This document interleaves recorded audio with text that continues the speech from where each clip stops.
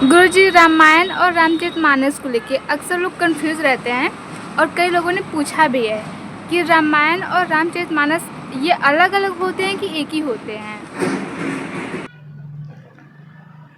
देखो, हम लोग जो वीडियो एक बनाए थे रामायण के ऊपर कि घरों में रामायण होता है, कराते तो हैं लोग रामचरितमानस, तुलसीकृत तुलसी रचित रामचरितमानस को अक्सर घरों में कराया जाता है, जिसको एक लय के द्वारा उसमें चौपाई, दोहे, छंद है, गाए बजाए जाते हैं, लोग घर में कराते हैं। तो कराते तो हैं रामचरितमानस, लेकिन कहते हैं कि रामायण करा रहे हैं, जबकि रामायण और रामचरितमानस में बहुत अंतर है।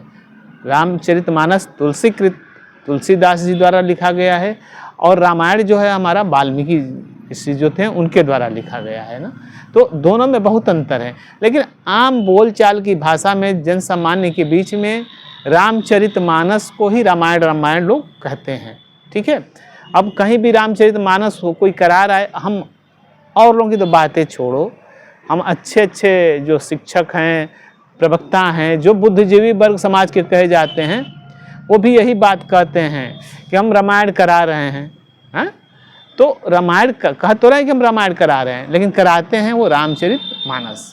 ठीक है, तो रामचरितमानस ही चूँकि लोकप्रिय है, कहने सुनने में आसान है, इसलिए उसको लोग तवज्जुह देते हैं, उस पर लोग ध्यान देते हैं, उसको कराते हैं। और रामायण जो वाल्मीकि जी ने लिखा, वो संस्कृत में लिखा हुआ है श्लोक, उसका अब भले वो हिंदी वर्जन वगैरह आया हो, हम बहुत ज्ञानी नहीं हैं वेद शास्त्र के, हम बहुत पढ़े लिखे नहीं हैं, हम भी वही चीज़ें जो जन सामान्य में होता है उन्हीं क्वेश्चनों को देखते सुनते समझते हैं।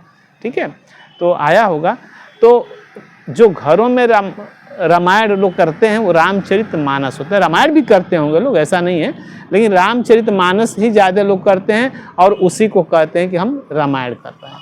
तो तुम इतना ही समझो कि रामायण अलग है और रामचरितमानस अलग है। रामचरितमानस कराएं तो कहें आप कि हम तुलसीकृत श्री रामचरितमानस पाठ करा रहे हैं, और रामायण करा रहे हैं तब आप कहें हमारे यहाँ रामायण हो रहा है। दोनों में रामचरित्र का ही वर्णन है, फिर भी दोनों अलग अलग है, दोनों में बहुत डिफरेंट है।